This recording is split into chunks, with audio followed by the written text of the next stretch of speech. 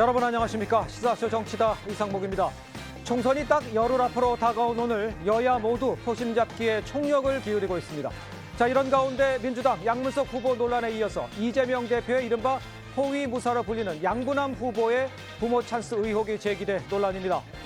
국민의 한동훈 위원장은 윤 대통령과 함께 부활절 예배에 참석을 하면서 이 반전 돌파구 찾기에 골몰하는 모양새입니다.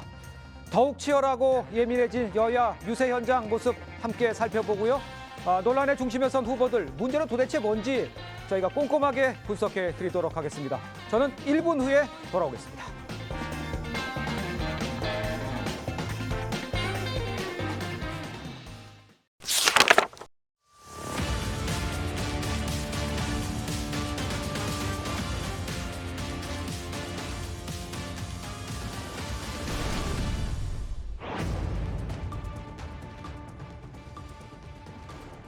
자, 양문석 민주당 후보의 자녀 대출 의혹 쉽게 가라앉지 않는 분위기입니다.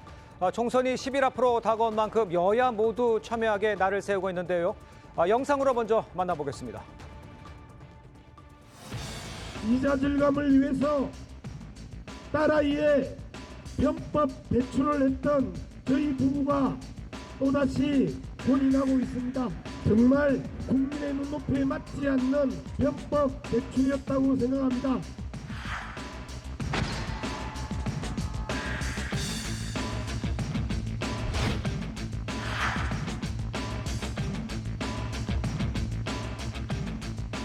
가짜 서류 만들어서 가짜 증빙 붙여서 그게 아니면 못 받아갈 대출 받아가면 그게 사기 대출인 겁니다.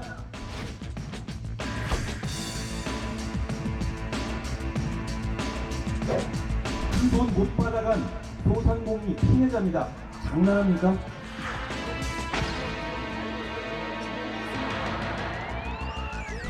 제가 다시 한번 읊어드리죠. 그거 사기 대출 맞습니다. 그러니까 양문석 씨는 한동훈을 고소하십시오.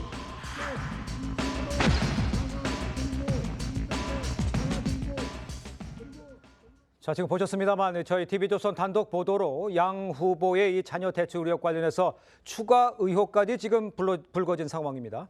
그러니까 딸 명의로 사업자 대출을 받은 후에 은행에 사업을 하고 있다, 이런 증빙 서류를 제출했다는 거죠. 양 후보가 주택 구입 자금 마련을 위해서 사업자 대출을 받은 것은 맞다고 인정했던 만큼요.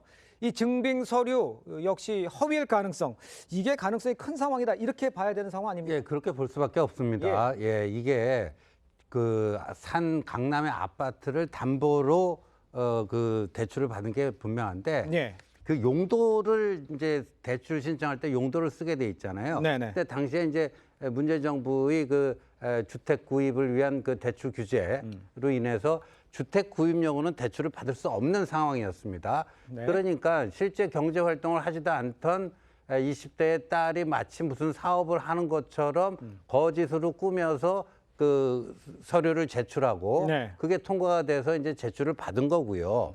예, 그리고 그게 그렇게 한 번은 끝나는 게 아니라 대출을 해준 쪽에서는요, 새마을금고에서는 이후 이게 용도에 맞게끔 제대로 쓰이고 있는가 또 다시 한번 체크를 합니다. 예. 그때도 관련 서류를 제출을 하도록 요구를 합니다. 그래서 지금 보니까 한 번만 그 거짓말 그 허위 서류를 낸 게 아니라요. 예. 수차례에 걸쳐서 허위 네. 서류를 낸 정황이 확실시 돼 보이니까 예. 양문석 후보가 저 법적 지식이 없어가지고요. 피해본 사람이 없다. 그런데 이거는 그 대법원 판례를 보더라도요. 이 양문석 후보의 주장대로 예. 수성새마을금고에 누군가가 그런 권유를 해서 설령 그 공모를 해서 그렇게 한다 할지라도 네. 최종 결재권자는 그 수성새마을금고의 그 실무자가 아닙니다. 예. 그럴 경우에는 이게 사기죄가 성립된다는 대법원의 판례가 있습니다. 예, 알겠습니다. 신 전 의원께서 주장을 하셨는데 우리 대변인께도 이렇게 질문 드릴게요. 아까 신 위원께서도 말씀하셨습니다만 그거를 증빙 서류를 만들어서 제출하고 내가 이런 걸로 해서 사업을 구입을 했다라는 걸 보여줬다는 거 아니에요? 이건 상당히 심각한데, 만약 사실이 아니라면? 공문서 사문서 위조에 해당할 수가 있죠. 그 예. 부분은. 근데 지금 이제 이 부분을 계속해서 재밌게 봐야 될 것 같은 경우는 편법이라고 주장하는 건 것 같아요. 네네. 왜냐하면 민주당의 어떤 누구도 본인이 편법을 저질렀다고 편법을 주장한 사례가 없습니다. 예. 지금 편법 정도를 주장했다라고 하는 것은 본인이 위법 사항인 걸 알고 있다라고 저는 진단이 돼요. 네. 편법을 저질렀으면 통상 나는 혐의가 없다라고 하거든요. 근데 지금 위법을 저질렀다는 걸 인지했기 때문에 편법으로 막고 싶은 것이다. 라고 지금 생각이 들고 그리고 여기에서는 지금 명확하게 사기죄가 아니면은 공문서 사문서 위조가 해당될 것이다. 예. 왜냐하면 당시에 방금 말씀하셨던 것처럼 대출 규제가 완벽하게 이루어지고 있던 상황이에요. 여기서도 지금 민주당의 위선이 나오죠. 국민들한테는 자기 집 한 채를 사는 것을 지금 억압했던 상황에서 지금 숱한 후보들이 지금 현재 후보들이 갭 투기부터 시작해서 불법 대출까지 일으켜서 지금 본인들의 집을 구매하고 있는 광경을 국민들께서 보고 예. 계신 겁니다. 네, 근데 지금 여기에서 대출이 원칙적으로 불가능하니 지금 본인은 편법 대출을 했다라고 하는 것인데 네. 만약에 이게 사업자 대출이라 치더라도요. 제가 드리고 싶은 말씀은 네. 당시에 팬데믹으로 인해서요.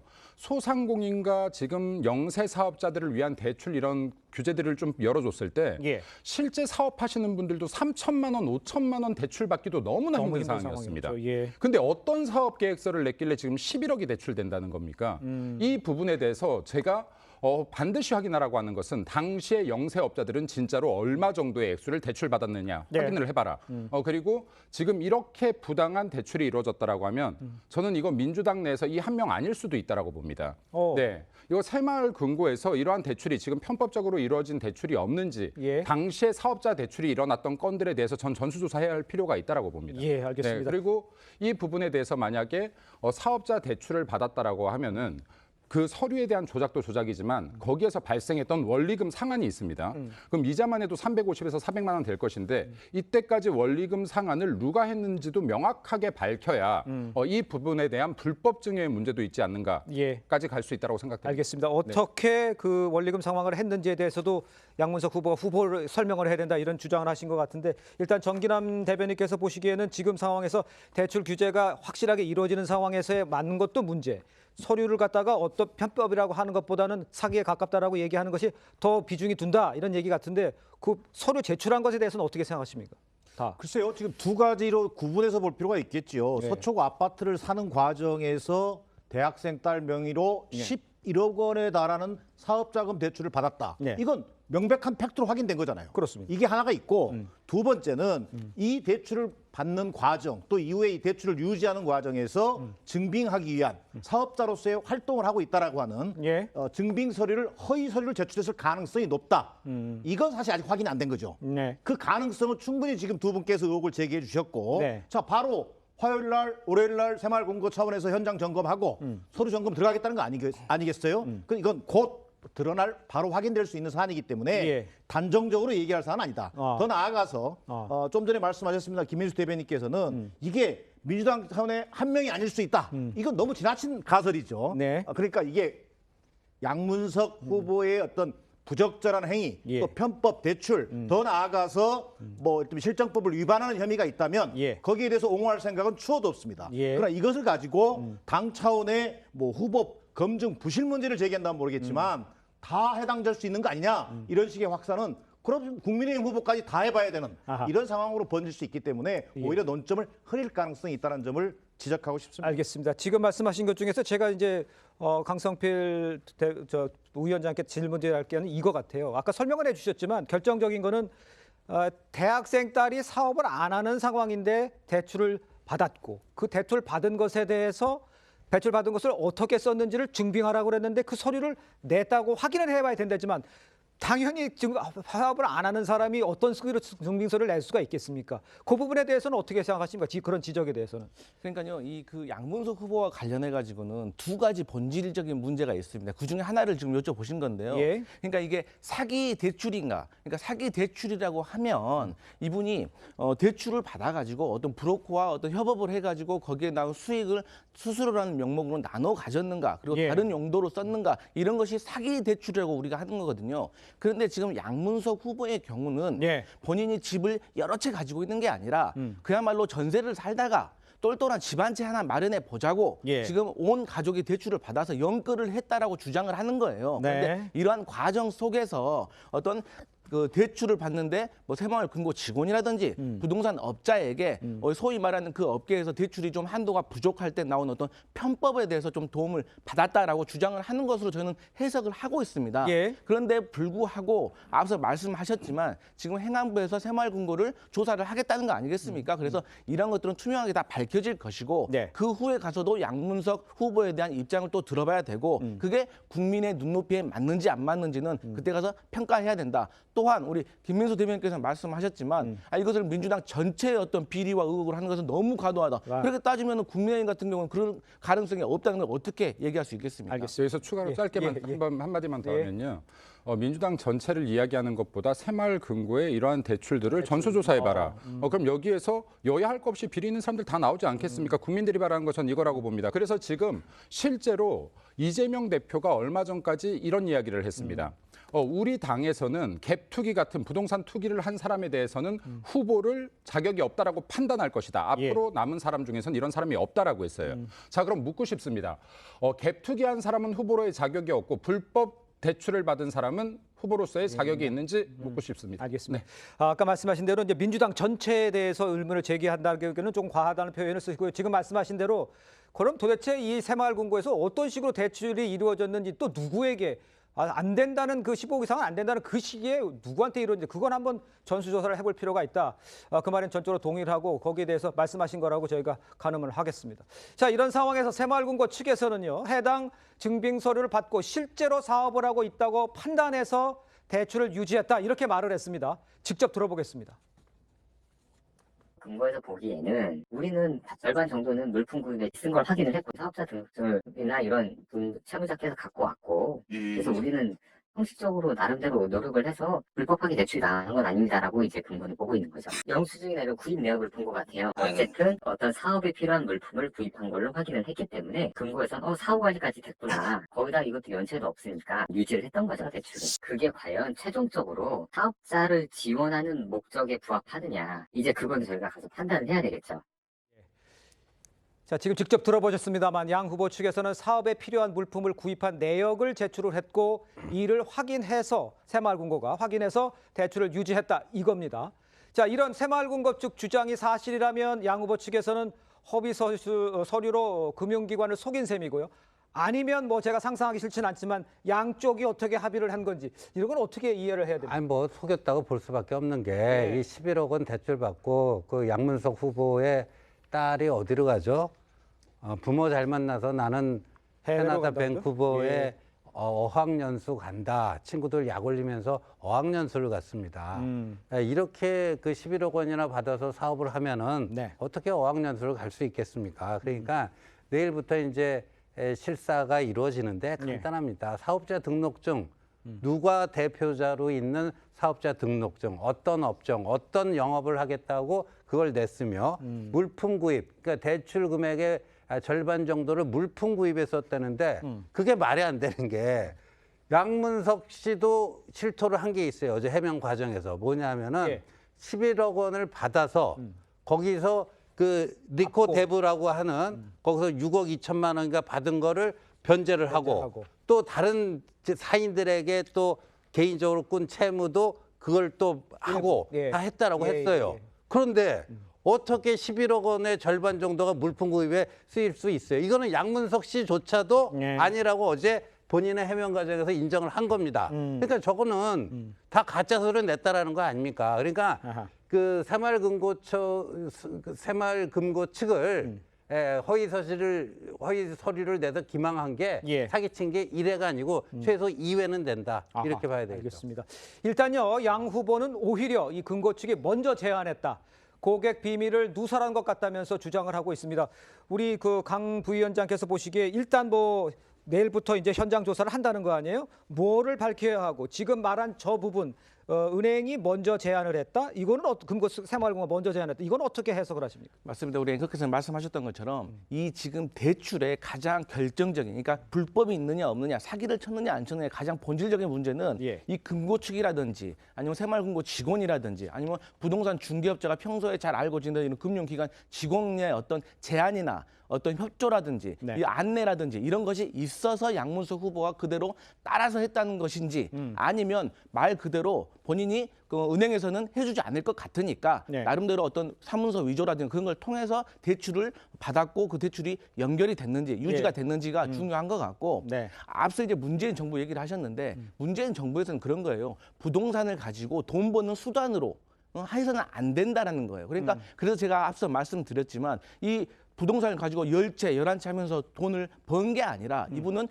집이 없어서 집을 한 채 사는 과정에서 연끌을 했다는 거거든요. 네. 그래서 이런 점 좀 구분해서 봐야 되고 그럼에도 불구하고 예. 이런 과정에서 뭔가 편법과 불법이 있었다면 거기는 책임을 져야 될 것이다. 이런 말씀 네, 짧게 드립니다. 한마디만 드릴게요.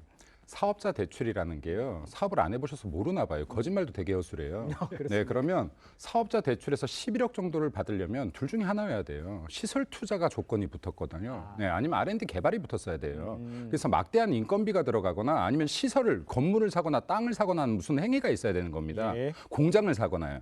근데 지금 이러한 영수증을 첨부한 게 아니라 물품을 샀다고요? 네. 물품을 얼마어치를 샀습니까? 그럼 이건 사문서, 공문서 위조에 해당할 것이다. 그리고 이제 계속 똘똘한 집안채 얘기하시는데 이렇게 편법을 써가지고 똘똘한 집안채, 지금 시세 40억 원에 육박하는 집안채를 샀다라고 하면 국민 정서에 부합할 것이다. 국민들이 용서할 것이다라고 생각하시는 것 같아요. 예. 이러한 부분들에 대해서 지금 빠르게 인정하고 사과하는 모습이 필요하지 않을까라고 생각됩니다. 알겠습니다. 네. 아까 말씀하신 것처럼 영끌에서 한 채를 만들기에는 지역이라든가 집값이 너무 비싸니까 거기에 대한 비판도 좀 있을 것 같아요. 일단요, 양 후보 이 편법 대출은 죄송하다면서도 사기 대출은 가짜 뉴스라면서 언론 개혁도 주장하고 나섰습니다. 양 후보 목소리 함께 들었겠습니다. 이자 절감을 위해서 딸아이의 편법 대출을 했던 저희 부부가 또다시 혼인하고 있습니다. 사과드립니다. 이런 언론들을 저는 정말 개혁하고 싶습니다. 가짜 뉴스, 악의적 뉴스, 징벌적 손해배상제를 반드시 국회에 입성하자마자 관철시키고자 여러분들에게 호소합니다. 도와주십시오. 자, 언론개혁 부분에선 잠시 후에 저희가 토론을 이어가고요. 한동훈 위원장은 편법 대출이다. 사기 대출이란 건 가짜 뉴스다. 이런 양 후보의 해명에 그야말로 조목조목 반박을 했습니다. 한 위원장 목소리 듣겠습니다. 잘못한 건 맞는데 언론 개혁하겠다. 징벌적 손해배상을 도입하겠다. 이러면서 자기를 사기 대출이라고 말하는 사람 고소하겠다고 했습니다. 그래서 제가 얘기했습니다. 저를 고소하시라고요. 그런데 왜 아직도 고소하지 않습니까?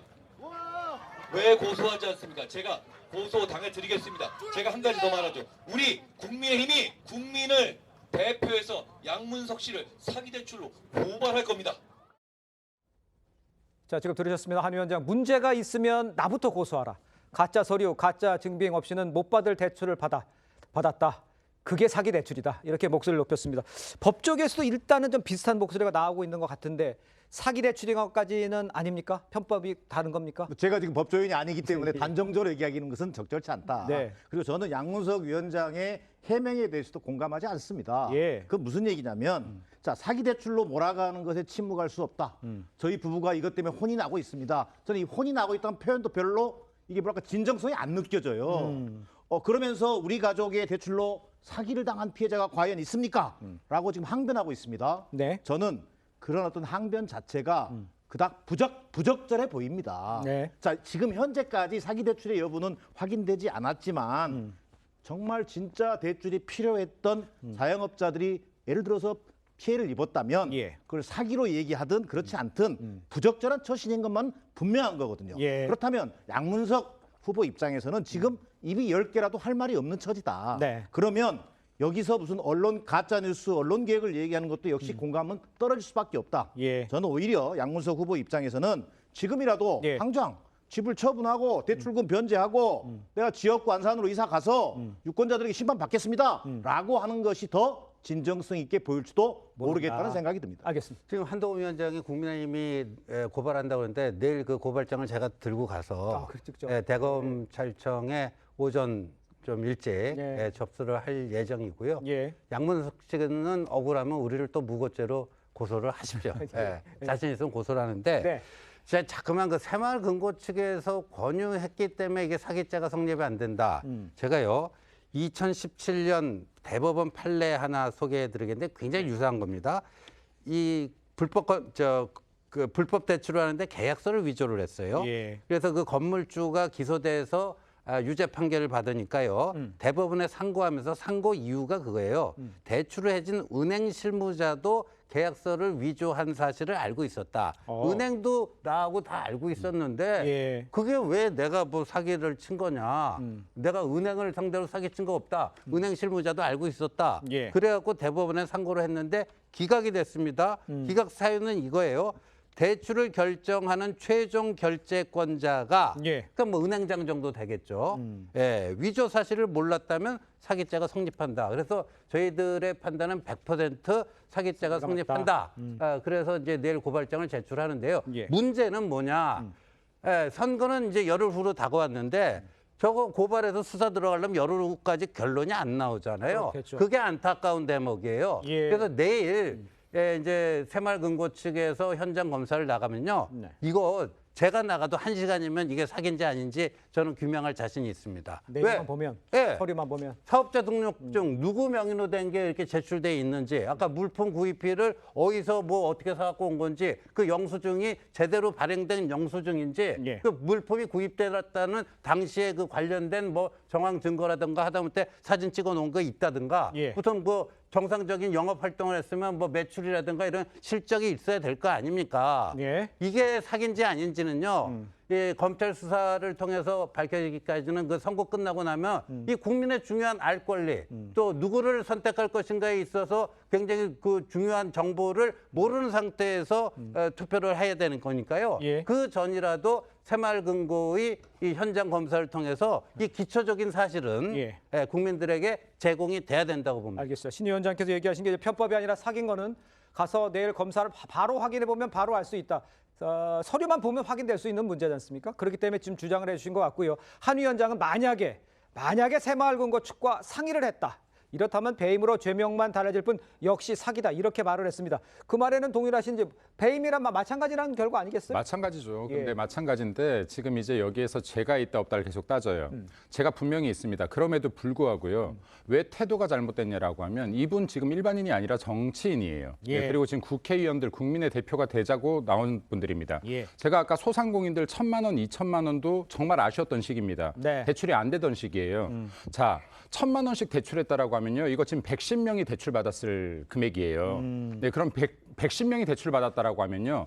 작은 골목 하나의 상가수가 110개입니다. 예를 들어요. 그럼 한 상권 자체에 지금 대출 나갈 액수 지금 죽여놓은 거랑 똑같습니다. 아하. 이것은요. 지금 대국민을 대상으로 한 사기와 같다. 이런 짓을 해놓고 후보로 나온 것은. 네. 네, 그리고 두 번째는 지금 국민의 대표가 되겠다는 사람이 시장 경제의 공정과 기회를 뺏었다 사람들에게. 예. 이 부분이 더 중요한 거예요. 예. 그래서 이 부분에 대해서 지금 죄가 없다라고 주장한다라고 하면 너무나 뻔뻔한 행위이다. 아. 그리고 민주당도 추후에 법적인 절차를 보자라고 하면 10일 안에 법적 절차가 나오지 않을 것인데 이 역시 대한민국의 공당으로서 국민들을 기만하는 행위이다. 예. 지금 늦지 않았습니다. 후보 사퇴시켜야지 맞는 것이라고 봅니다. 알겠습니다.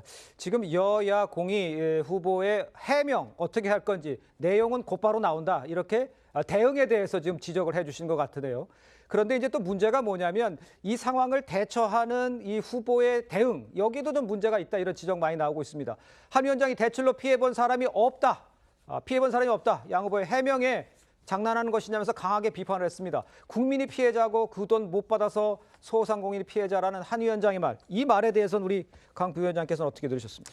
제가 재차 말씀드리는데 네. 이 조사를 통해서 이게 본인이 말하는 것처럼 이게 어떤 대중적인 편법인 건지 예. 아니면 불법적인 요소가 분명히 있었는지 또 이러한 과정에서 새마을금고층과 같은 어떤 모의 같은 공모가 있었는지가 예. 되게 중요하다고 느껴지고요. 네네. 하여튼 이런 모습에 있어서는 분명히 잘못된 점은 맞다. 지금 상황만 보아도 잘못된 것은 맞다. 그렇기 때문에 이런 모습은 정말 민주당으로서도 심각하게 좀 고민을 해봐야 되는데 예. 그 전에 저는 양문석 후보가 먼저 여야를 할 것 없이 본인의 어떤 사과하는 태도에 대해서도 조금 진정성이 느껴져야 되고 그 이후 조사를 통해서 어떤 본인이 책임져야 될 부분이 있으면 책임지는 것이 당과 국민을 위한 자세다 이렇게 보고 예. 있습니다. 신 의원님께 아까 그걸 한번 질문 드릴게요. 아까 녹취에도 나왔습니다만 자신의 문제점에 대해서 해명을 하고 부족한 걸 정리를 하면 되는데 이걸 갑자기 언론에 대고 뭐 이거 가짜 뉴스다라고 네. 하는 것 이거는 어떻게 해결을 해야 됩니까? 그러니까 저 최초 보도한 게 조선일보인데 네. 조선일보를 고소하겠다 해도 못할 걸요? 못할 거예요. 아. 왜?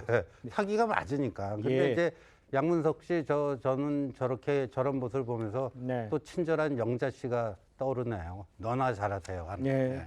알겠습니다. 거기에 대해서는 어떻게 결과를 일단 봐야 될 것 같은데 언론을 얘기하는 건 어떻습니까? 글쎄요, 언론 개혁 징벌적 얘기를 하게 됐습니다. 대단히 중요한 개혁 과제이고 네. 또 반드시 필요하지요. 그러나 뭐 가짜뉴스 퇴치라든지 징벌적 어떤 뭐 손해배상이라든지 이런 것들 예. 얼마든지 우리가 도입도 해야 되고 또 네. 그 이전에 또 언론 개혁이라는 것들이 중요한 과제인 것만 분명하다. 그런데 예. 지금 편법 대출 뭐 더 나아가서 사기 대출 이런 논란의 당사자 신분인 양문석 후보가 언론 개혁을 이 시점에서 얘기하는 것은 자칫 논점 흐리기로 보일 수가 있고 예. 오히려 언론 개혁에 대한 공감도를 떨어뜨릴 수 있다는 점에서 저는 동의하기 어렵다라고 하는 말씀을 드리는 겁니다. 알겠습니다. 일단 그 양 후보가요 피해자가 없다는 이 말에 대해서 국민의 미래에서도 딸 때문에 입학 피해본 사람 없지 않느냐 이런 조국 대표의 말까지 떠올린다 이렇게 지적하기도 했습니다. 조국 대표 과거 발언부터 들어보겠습니다. 부산대 내에서 조사위원회가 열렸는데 동양대 표창장은 입시에 영향을 안 줬다. 그 다음에 저희 딸내미 때문에 다른 학생이 뭐 떨어진 적은 없다. 뭐 이렇게 뭐 조사 결과가 나왔던 것 같습니다. 그렇지만 그 표창장 자체가 유죄로 판결이 났기 때문에. 자 지금과 양 후보와 연결해서 저 발언 그러니까 연결이 뭐가 되는 데니까 좀 답답해 보이는데 어떻게 생각하십니까? 지금 조국이나 양 후보 둘 다 마찬가지예요. 이들이 가장 큰 피해를 입힌 것은 대한민국 국민들이 믿고 있는 대한민국의 공정의 가치를 훼손했다는 거고요. 네. 그리고 기회 평등을 훼손했다는 겁니다. 네. 그래서 지금 대출을 받고 싶어서 대출 서류를 낸 사람들이 이 사람들 때문에 못 받은 사람들이 발생했을 거고요. 그렇죠. 그리고 내 딸 때문에 입시에 피해 본 사람이 없다고요. 예. 이러한 것들로 인해서 지금 본인들이 수년간, 수십 년간 노력했던 지금 수많은 청년들이 대학 입시에 피해를 본 겁니다. 예. 그래서 본인들이 무엇을 잘못했는지조차 자성조차 못하는 사람들이 대한민국의 대표가 되겠다고 나와 있는 이 현실 자체가 너무 마음 아프다. 그리고 모르겠으면 지금이라도 기억했으면 좋겠습니다. 당신들이 지금 흐트러뜨린 거는 대한민국 공정의 가치와 기회 평등입니다. 네. 알겠습니다. 자 일단 양 후보가요 대출 의혹에 대해서 어떤 추가 입장을 내놓을지 지금 관심이 쏠리고 있는 상황이죠. 자 그런데 어제 청년 간담회에서 나온 이 양 후보 발언이 눈길을 끌었습니다. 먼저 한번 들어보겠습니다. 청년들이 앉아서 무슨 고민을 하고 있을까? 저한테는 큰애가 이제 27, 직장 가는 애가 있고 하나 이제 군대 간 아이가 있는데 걔들도 앞으로 이야기 잘 안 하잖아요. 여러분들이 정치인에 대해서 왜 믿음이 없을까? 여러분 정치인 안 믿잖아요. 제가 여기 와서 아무리 좋은 이야기를 하고 있는데 말은 잘한다 정치인. 그래서 제가 이제 많이 비판하는 게 그런 것 같습니다. 지금 이 자리조차도 아유 뭐 이야기를 한들 너가 바뀌겠어? 라고 생각을 합니다. 대학생이 사업자 대출로 11억 원의 거액을 대출받은 것. 뭐 계속 얘기를 해주셨습니다만 일반 시민으로서는 사실 좀 불가능에 가까운 일입니다. 자, 이런 상황에서 양 후보 청년들을 향해서 왜 정치인을 안 믿느냐 믿어달라 호소했습니다.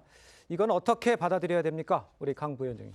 그러니까 정치인에 대한 신뢰, 특히 국회의원의 신뢰가 어떤 말이 있냐면 길을 지나가다 처음 만난 사람보다도 신뢰도가 떨어지는 게 국회의원이라는 말이 있어요. 그렇습니까? 그러니까 이것은 당연히 정치권이 예. 모든 걸 약속을 하고 잘하겠다라고 하는데 말 그대로 말뿐인 거죠. 그렇기 때문에 청년이 됐든 우리 서민들이 됐든 국민들이 됐든 삶이 달라진 게 없고 여당이 됐든 야당이 됐든 집권 세력이 바뀌어도 변하는 게 없기 때문에 정치인에 대한 신뢰가 이렇게 떨어진 거라고 저는 생각을 하는데요. 예. 그러니까 양문석 후보가 청년들을 만났는데요. 이 보통 청년이라고 뭐 우리 말하는 MZ세대 아니겠습니까? 네. MZ세대의 어떤 핵심적인 가치가 뭐냐면 솔직함이라고 해요. 그러니까 거짓말 치는 걸 매우 싫어합니다. 그런데 그런다고 해서 본인은 좀 솔직하게 얘기를 하려고 하는 것 같은데 저는 본인이 청년들한테 그건 물어볼 게 아니라 오히려 청년들이 양문석 후보한테 해야 될 말을 조금 바꿔서 착각한 건 아닌가 좀 그런 아쉬움이 듭니다. 알겠습니다.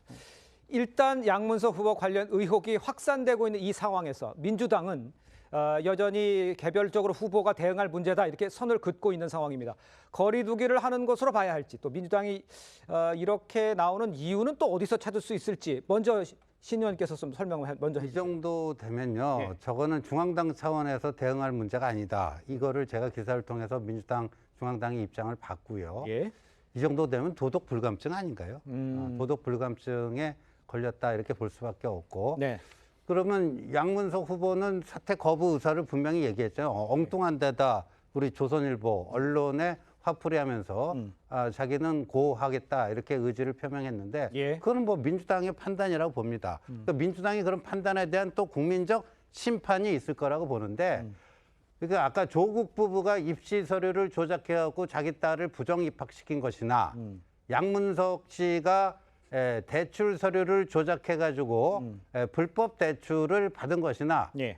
이 범죄의 구조가 똑같습니다. 근데 거기에 대해서도 피해자가 없다라고 하는 뇌 구조도 아주 똑같은 거죠. 범죄 수법도 똑같고 거기에 대해서 얼굴에 거의 이제 두꺼운 걸 깔고 네. 뭐라고 하는 그 뇌 구조도 똑같고 그래서 저희들이 이재명 세력이나 조국 세력이나 뭐 말만 다를 뿐이지 그게 그거다. 그래서 이제 2조 심판을 내세우는 이유도 그겁니다. 예. 예, 말로연 씨. 제가 그 양문석 후보와 관련해 가지고 사실 분명히 잘못된 점이 있기 때문에 제가 다른 얘기는 안 하려고 했는데 자꾸 이 A에 대해서 얘기하면 A 가지고 얘기를 해야 되는데 왜 자꾸 B, C, D를 꺼내시는지 저는 좀 이해할 수가 없고요. 어떤 면에서? 그렇게 따진다고 하면 예를 들어서 국민의힘 후보 중에도 지금 아버지의 금융기관에서 대출을 받아가지고 그에게 땅을 사가지고 시세차익을 봤다는 의혹이 있는 거 아니겠습니까? 네. 또 어떤 분은 국회 상임위하고 본인의 상임위하고 관련돼 있는 그런 피감기관에서 본인의 가족회사가 그 공사를 수주해가지고 1,000억 원대 수익을 올렸다는 의혹이 있잖아요. 네. 그런 거에 대해서는 왜 말을 안 하시는지. 그러니까 과연 이런 것들이 저는 A에 대해서 얘기를 하고 있으면 그 A에 대해서만 얘기를 하셔야지 B, C, D를 꺼내면 과연 어느 진영이 떳떳할 수 있는지 좀 그런 의문이 있습니다. 저도 한마디만 네, 보태면요. 예, 뭐 그 A, B, C 다 얘기할 수 있습니다. 예. 그러나 당 차원에서는 아무래도 부담스러운 건 사실이죠. 네, 네. 어쨌든 양문석 후보권으로 인해서 이것이 파장이 확산되는 것을 최소화해야 한다라는 그런 부담감을 가지고 있는 건 사실입니다. 예. 더 나아가서 서울 수도권 선거 같은 경우는 중도 무당층 여론을 어떻게 견인하느냐가 관건이 될 텐데 예, 네. 그 과정에서 1,000표 이내로 당락이 결정되는 지역구를 감안한다면 이걸 그냥 마냥 쳐다보고 있을 수 있는 문제만은 아니다. 네네. 자, 그럼에도 불구하고 어쨌든 지금 드러난 사실만 가지고 무슨 조치를 할 수 있는 상황은 아니다. 예를 들어서 후보 검증 과정에서 부실은 없었는지 예. 이런 부분을 당차로서 한번 들여다볼 필요가 있겠고요. 더 나아가서 뭐 현장 조사 결과 어떤 일이 나왔을 때 사안이 나왔을 때 양문석 후보 입장에서 보다 책임 있는 입장을 내놓는다든지 하는 그런 어떤 정도의 조치는 있을 걸로 예상되어집니다. 알겠습니다. 그러니까 말씀하시는 거는 이것이 단순히 지역 유권자뿐만 아니라 전체 선거에서도 중도층의 소구력이 있어야 되는데 이런 걸로 인해서 중도층에 영향을 미치니 뭔가 좀 다른 결단이 있어야 된다 이렇게 말씀하시는 거잖아요. 그런 것까지는 그런 고민해봐야 고민이 된다? 있다는 거죠. 당 예. 차원에서는 그런 고민이 있기 때문에 예. 상황들을 주시하면서 예의주시하면서 거기에 맞는 또 적합한 대책을 내놓을 걸로 보여집니다. 예. 네, 민주당이 이제 본인들의 선거 판세가 좀 유리하다라고 보고 고개를 들고 있는 것 같아요. 아. 네, 그 두 가지 차원에서 좀 말씀을 드려야 될 것 같은데요. 아까 왜 청년들에게 청년들은 정치인을 신뢰하지 않냐라고 했어요. 아까 말씀하셨던 거랑 전 좀 다르게 봅니다. 대한민국 국민들이나 청년들이요 일 좀 못하는 건 용서를 해줘요. 네. 그것 때문에 신뢰를 안 하진 않아요. 근데 위선적이기 때문에 신뢰하지 않는 겁니다. 내가 예를 들어서 정말 서민들의 부동산 대책을 위하는 척. 부동산 투기가 있어서는 안 되는 척하면서 부동산 투기를 하고 영성 인권을 위하는 척하면서 성폭력 가해자들을 변호를 하고 네.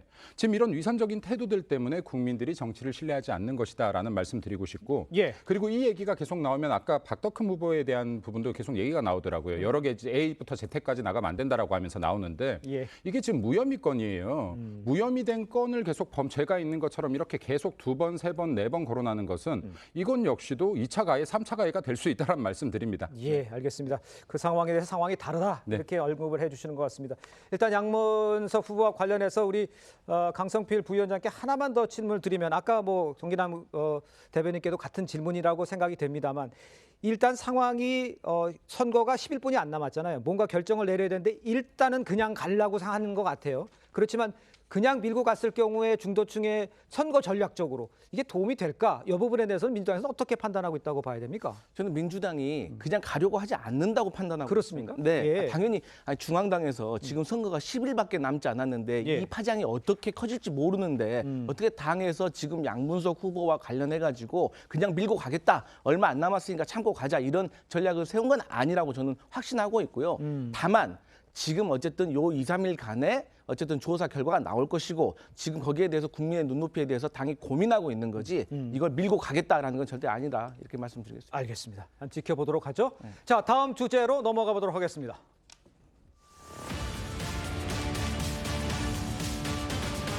자, 민주당에서는요, 광주 서울이죠. 양분한 후보가 20대 두 아들에게 서울 용산과 한남동에 단독주택을 증여한 사실이 지금 알려졌습니다. 지금 이 두 아들이 서울 용산구 한남 3구역 내 지하 1층, 지상 3층짜리 단독주택 지분을 절반씩 보유하고 있는 상황이고요. 2019년 당시 두 아들 모두 소득이 없어요. 그런데 증여세 모두 양분한 후보가 냈습니다. 자, 이게 법적으로 문제가 있는 게 아니냐 이런 지적이 됐는데 좀 설명을 해주세요, 우리 신 의원님. 그렇죠. 저 한남 3동 하면은 이제 그 한남 뉴타운이 들어서게 되면요. 예. 엄청난 개발 이익이 예상되는 네. 또 한남동이 강북에서는 가장 뭐 땅값도 아파트값이 높은 곳으로 알려진 곳인데 저기를 양분남 씨는 실거주 목적으로 샀다는데 거기 저도 지나다니면서 많이 봤어요. 지금 저 사진 나오지 않습니까? 거의 그 주택 노후화가요. 아주 거주하기 어려울 정도로 진행된 곳입니다. 예. 그래서 지금 빈집도 거기 가보니까 꽤 있고요. 하는 그런 동네인데 실거주 목적으로 샀다는 건 제가 봐서는 이제 새빨간 거짓말이고 예, 그래서 결국 그 성수동에 그 공영훈 씨가 사가지고 또 자기 아들에게 꼼수 편법 증여를 한 거랑 네. 동일한 수법이다. 다만 장소가 압구정동 한강 건너편인 저긴지 성수동인지 아니면 강남 신사동 한남 건너편인 한남동인지 장소만 달랐을 뿐이지 구조는 아주 똑같다. 근데 이제 양분남 씨의 경우에는 저렇게 그 19억 원인가요? 그거를 이제 반반씩 두 아들에게 했으면 이제 증여세를 내야 되는데 예. 증여세까지도 대납을 해줬다. 뭐 그런 거 아닙니까? 그렇다면은 증여세까지 대납을 해줄 경우에는 그거는 또 어떻게 그 부모 자식 관계를 했지만 그 세금 처리를 또 어떤 식으로 했는지 거기서 이게 불법인지 아닌지 그거 역시도 세금 납부 과정에서 또 따져야 될 문제입니다. 알겠습니다. 지금 언급을 해줬습니다만 그리고 또 이제 실거주 목적이다. 재개발은 당시에 예측을 전혀 못했다. 이렇게 주장을 했는데 정황상 실거주용이었는데 이것도 의혹의 부분이 있는 거죠, 우리 대변인께서. 있죠. 예. 네. 저게 지금 이제 개발이 확정되고 나서 약 4개월 후에 증여를 해요. 네. 증여를 하는데 거기에서 지금 개발 확정된 지역에서 가서 아까 말씀하셨지만 주택 상황이 저래요. 예. 그리고 저기엔 실제로 살았을 수도 없고 살았기도 힘들다라고 보는 것이 이제 합리적인 의심이고 그리고 이제 이 부분이 터지면서 저는 사실 이 양 후보 같은 경우에요. 지금 이 건보다 더 심각한 건이 있다라고 봐요. 네. 지금 부동산 전세 사기 대출에 대해서요. 이게 민주당이 그렇게 떠들었거든요. 그런데 지금 이 후보 같은 경우는 부동산 사기 대출의 핵심이라고 볼 수 있는 광주 빌라왕이요. 1,000억 전세 사기범. 이 사람을 예. 변호했던 경력을 갖고 있어요. 네. 변호해서 논란의 중심에 한번 올랐었던 적이 있습니다. 그래서 네. 본인이 사임했죠. 근데 이분들이 결국에는 보여주고 있는 것이 무엇이냐면 민주당이 후보라고 뽑은 사람들의 면면이 네. 얼마나 위선적인지 그리고 국민 기만적인지를 보여주는 사례다라고 봅니다. 네. 그래서 지금 방금 시장경제 체제에서 내가 돈이 많아요. 뭐 30억짜리, 20억짜리 내 자식한테 정상적으로 세금 내고 양도했어요. 증여했어요. 그렇다라고 해서 이 법에서 피해 나가는 것은 그러면 문제 안 된다라고 할게요. 예. 이건 뭐 국민 정서적인 문제이지만 전세 사기왕 빌라왕을 예. 변호한 건 다른 문제다. 이 분들이 국민들을 과연 말하는 것과 속으로 어떻게 생각하고 있는지 겉으로는 피해자들을 위하는 척 속으로는 내 이득을 챙기는 사람들이다라는 말씀 드리고 싶습니다. 알겠습니다. 네. 이재명 대표는 전에 공정과 기회를 평등을 강조하는 데 했다. 강조하기도 했었습니다. 이걸 한번 직접 들어보겠습니다. 모두가 함께 잘 사는 대동 세상을 열어가야 합니다. 취약계층이 되어버린 청년 세대의 절망이 우리를 아프게 합니다. 누군가의 부당이익은 누군가의 손실입니다. 강자가 규칙을 어겨 얻은 이익은 규칙을 어길 힘조차 없는 약자들의 피해입니다. 기회는 공평하고 공정한 경쟁의 결과로 합당한 보상이 주어지는 그런 사회라야 미래가 있습니다.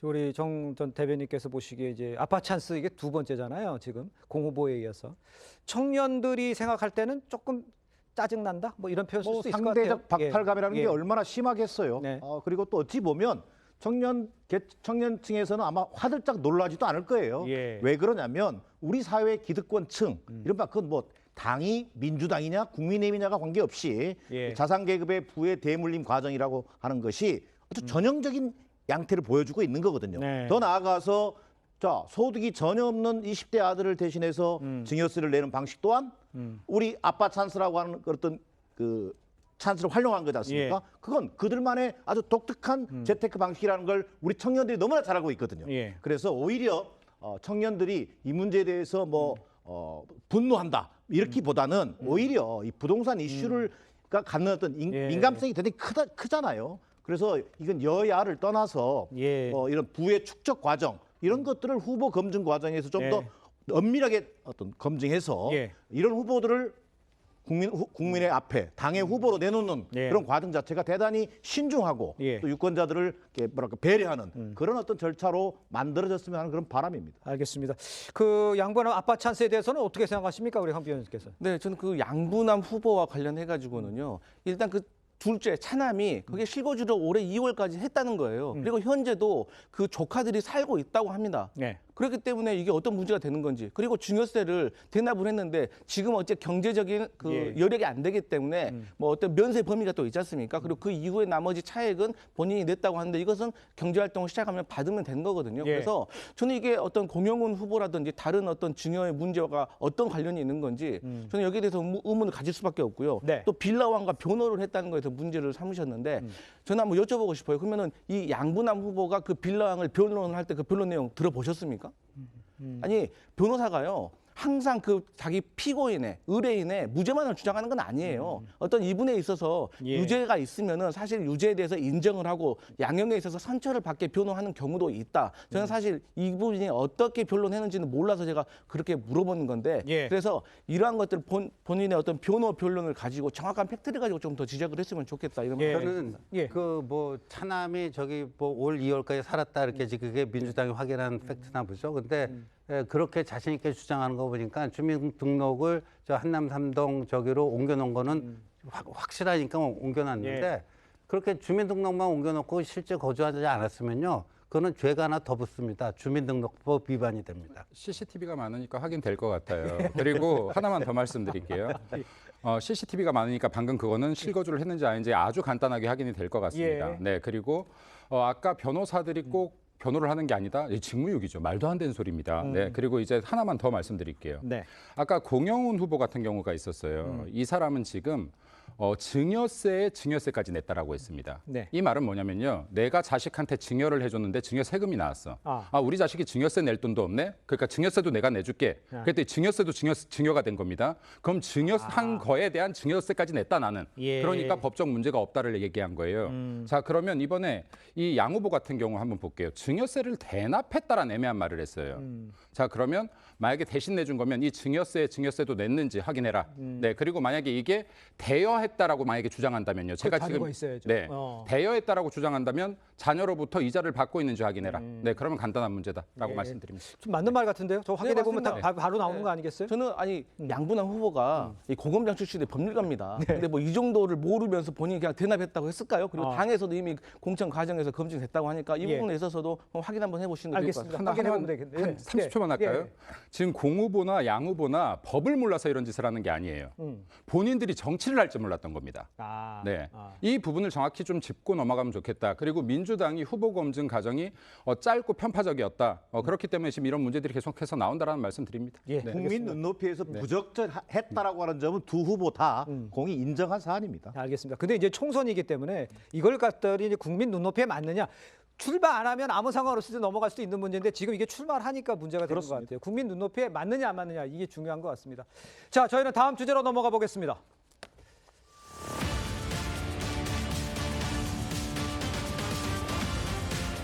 자, 부활절을 맞아서 윤석열 대통령과 한동훈 비대위원장이 함께 예배를 드렸습니다. 지난 20일 천안함 현장을 함께 둘러보며 갈등설을 일축한 지 9일 만에 다시 만난 겁니다. 글쎄요, 어떤 메시지를 주기 위함의 만남이라고 해석을 해야 됩니까? 어떻게 봐야 됩니까? 저는 꼭 뭐 정치적인 의도가 저렇게 있는 건 아니라고 봅니다. 왜냐하면 저 김진표 국회의장도 있고요. 민주당 선대위원장인 김부겸 전 총리도 있지 않습니까? 그러니까 뭐 윤 대통령과 한동훈 위원장이 둘만의 무슨 회동을 했다면은 뭐 그렇게 어떻게 또 기획을 해서 세팅을 하고 했다고 할 수가 있는데 저거는 뭐는 부활절이고 그러니까 자연스러운 현상이지 뭐 그거는 아니지 않느냐 이렇게 저는 보고 있습니다. 어떻게 평가하십니까?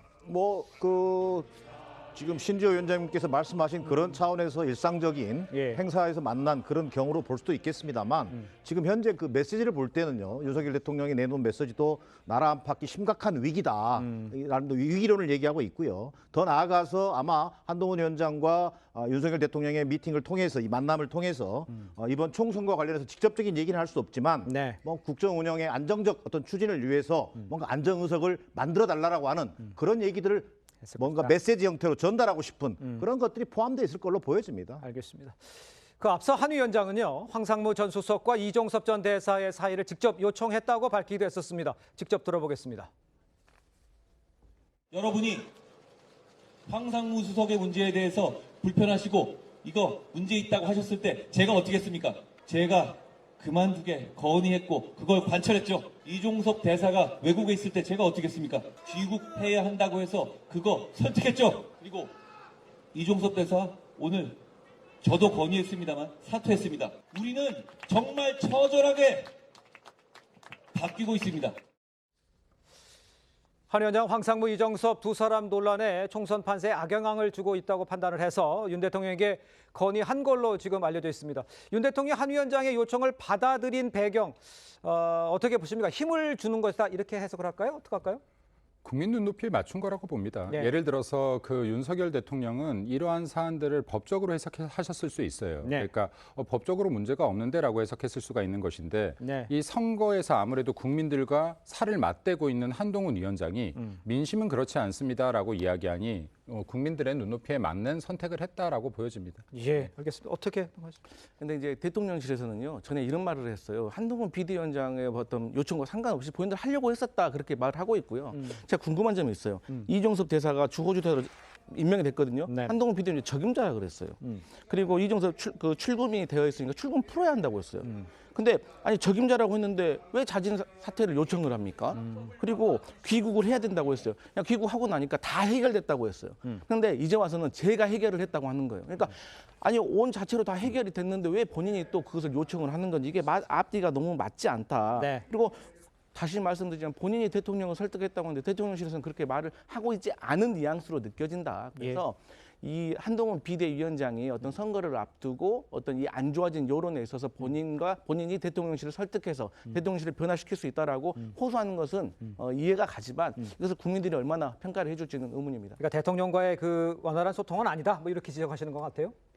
이미 일매듭이 지어진 건데 그걸 또 그냥 리바이벌을 시켜갖고 저렇게 하고 싶은 모양이에요. 그 심정 제가 이해 못하는 바 아닌데 이제 사람이라는 게 그렇잖아요. 사람이 하는 일이 저도 이종섭 대사가 귀국해서 공수처에 자진 출두해서 수사나 빨리 해라. 그러면 그걸로 일단 일단락 될 수도 있겠다 생각을 한 거예요. 그러나 국민들이 어느 정도로 이 문제에 대해서 화가 나 계셨는지 저희들이 미처 측량 못한 부분이 있었던 거죠. 그러니까 그 정도로 안 된다는 걸 새롭게 깨닫고 뭐 한 거지. 그게 어떻게 말을 바꾼 겁니까?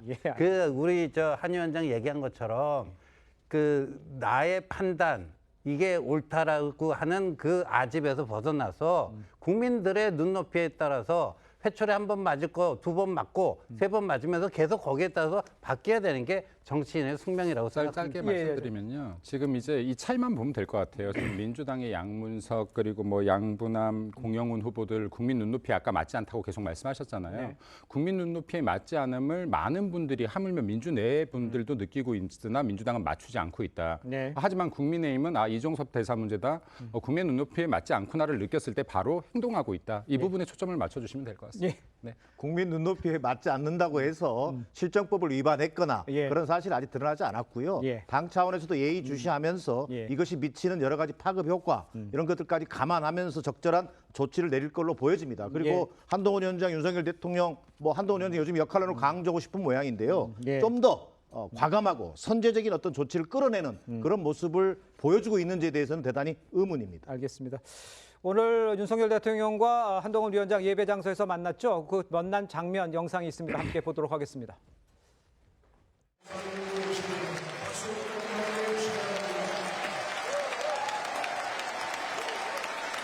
사망 권세를 깨뜨리고 죄와 고통으로 죽어가는 우리에게 지금 우리는 나라 안팎으로 심각한 도전과 위기에 직면해 있습니다. 저와 정부는 더 낮은 자세로 국민 속으로 깊숙이 들어가서 국민의 아주 작은 목소리도 귀 기울이겠습니다.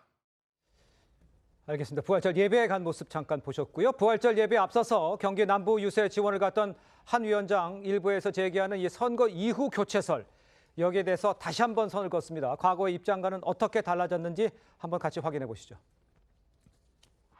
제가 4월 10일 이후의 인생은 생각하지 않는다는 말을 했었는데요. 그 말은 100% 진심입니다. 이번 총선에서 저희가 지금 생각하는 그 목표를 달성하지 못한다면 저는 당연히 비상대책위원장직에서 물러날 겁니다. 이번 우리가 있습니다. 이번 선거 어차피 저를 보고 찍어줘봤자 저는 나중에 쫓겨날 거라고요. 저 그렇게 만만하지 않습니다. 저는 여러분을 위해서 총선 이후에도 제 역할을 다 할 겁니다. 여러분이 원하는 거라면 저는 뭐든 할 겁니다.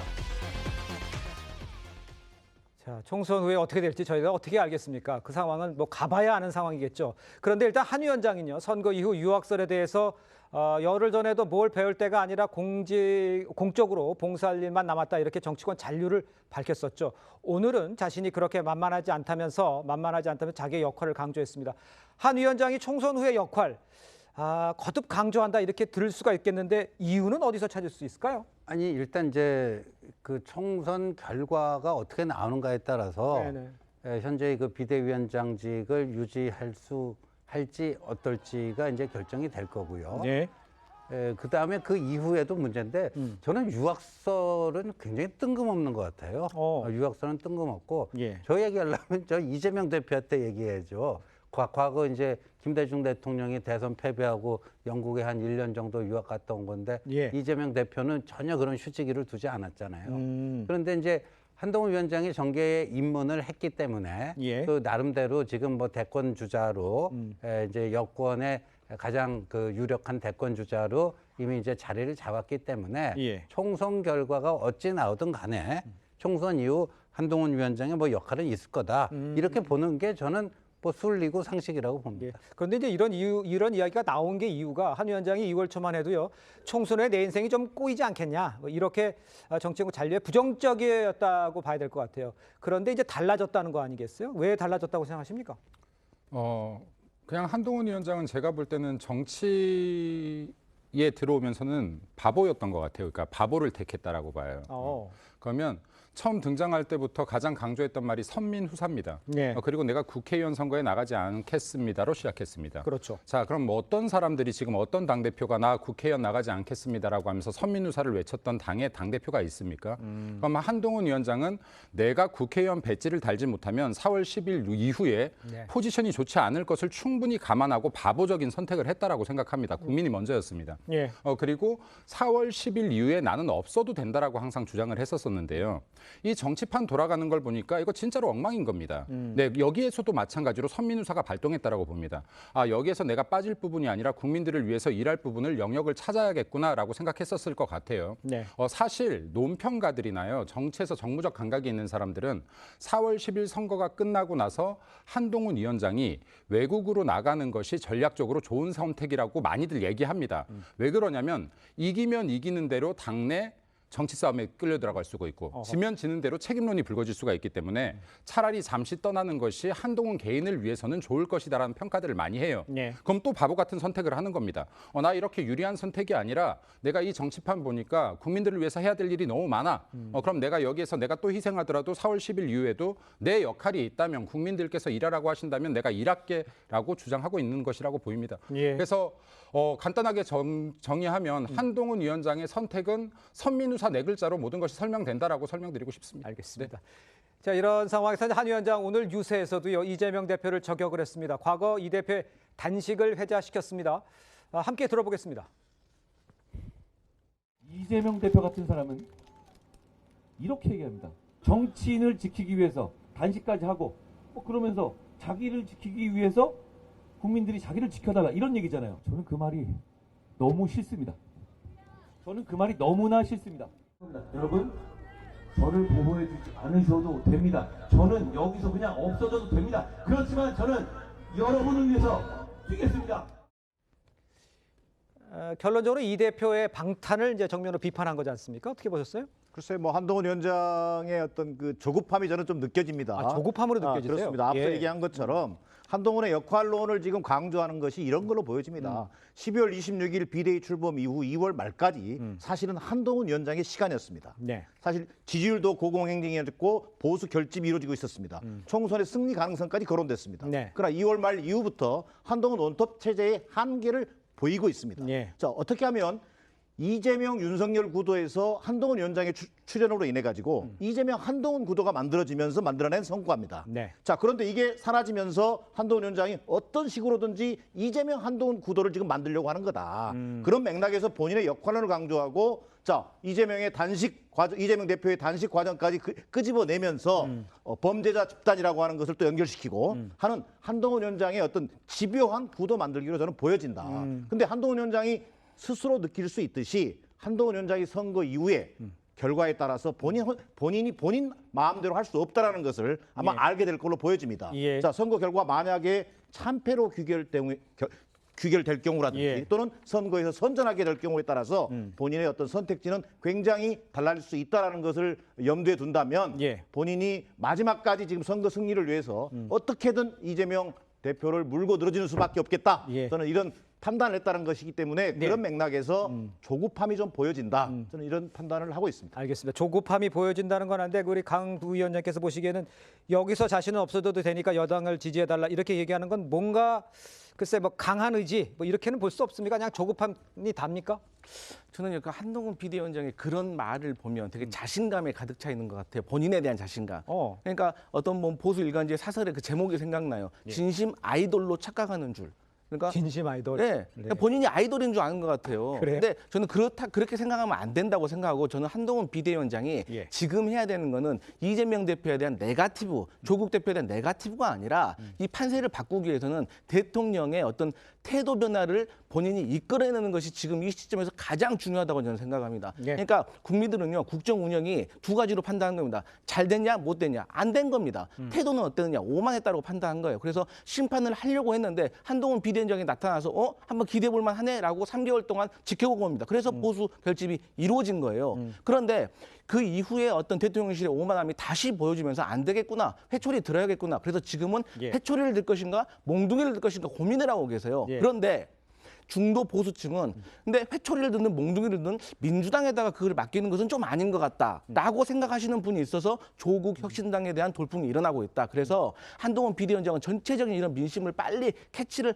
하셨을 거라고 저는 생각을 해요. 하지만 차마 대통령실에 대한 어떤 태도 변화, 어떤 사과, 이건 여당 내부에서도 지금 현재 이런 목소리들이 커지고 있거든요. 이런 것들을 저는 빨리 한동훈 비대위원장이 대통령실에 말씀드리는 것이 본인과 당을 위해 그리고 대통령을 위해서도 좋을 것이다. 그렇게 생각합니다. 반론 드리겠습니다. 근데 뭐 말씀은 점잖게 하시는데 그러니까 한동훈 위원장이 이재명 조국 공격하지 말고 윤석열 대통령하고 한번 싸워봐라. 뭐 그렇게 좀 부추기는 것 같아요. 예.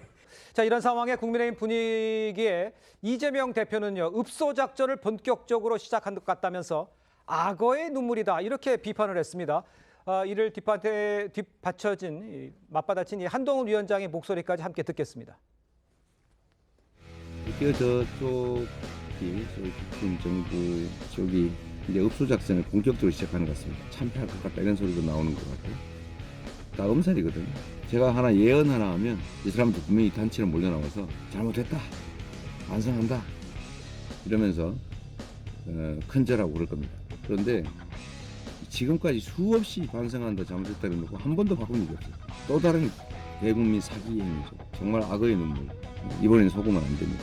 우리가 눈물을 흘리는 것을 악어의 눈물이라고요? 야, 여러분. 그 말에 정말 어울리는 사람은 이재명 대표 아닙니까?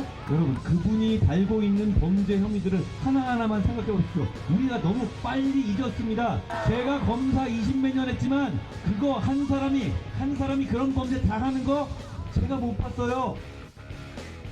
자, 대변인, 악어의 눈물의 범죄자 심판 어떻게 평가하셨습니까? 두 가지 말씀드릴게요. 예. 첫 번째, 이재명 대표가 차 안에서 이렇게 말해요.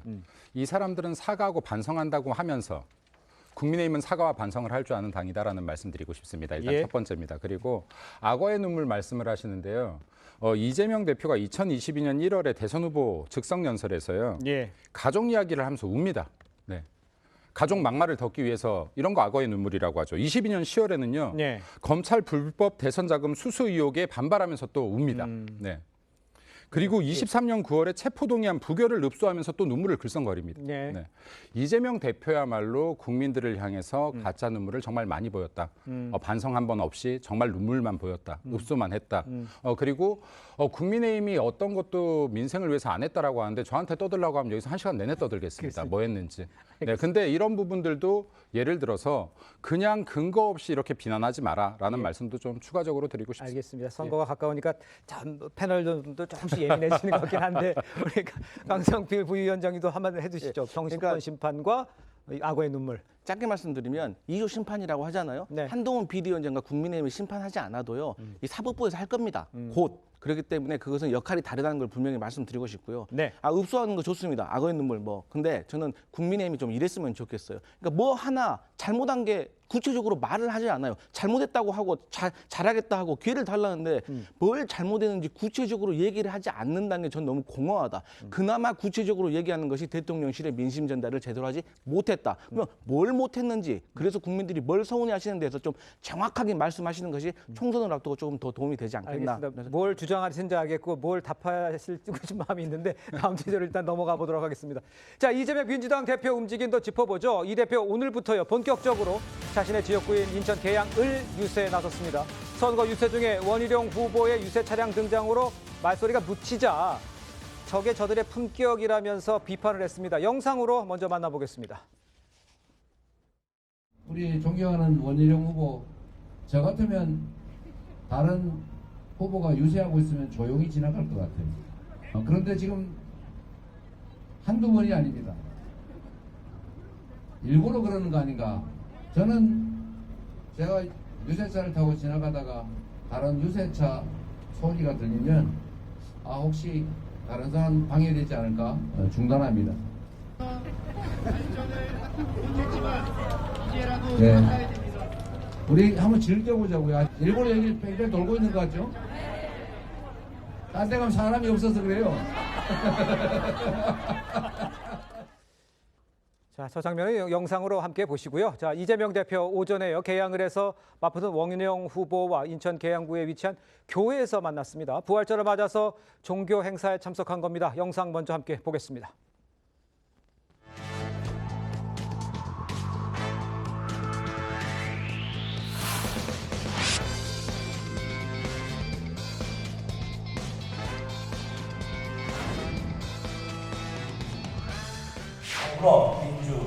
개항을 개연 후보이신 이재명 후보님 오셨습니다.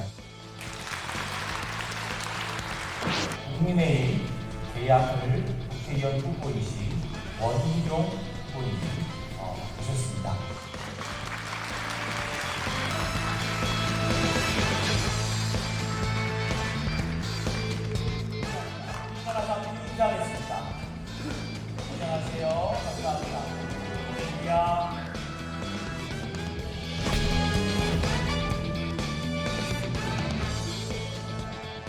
자, 저희가 한 20초 남았는데요. 짧게 한마디만 해주시죠. 선거와 관련해서. 저 원희룡 후보 그 유세차가 자기 연설 방해하고 갔다는데 며칠 전에 그 공직선거운동 첫날 말이죠. 예. 그 고등학생들 그 모의고사 보는데 교육청에서 시끄럽게 하지 말라고 공문까지 다 보냈는데 그 앞에 갖고 그냥 빵빵거리고 유세한 사람이 누굽니까? 알겠습니다. 지켜보도록 하죠. 예. 자, 주말 시사쇼 정치다 여기까지입니다. 곧바로 뉴스7 이어집니다. 많은 시청 부탁합니다. 저는 다음 주 토요일 오후 5시 40분에 다시 찾아뵙겠습니다. 고맙습니다.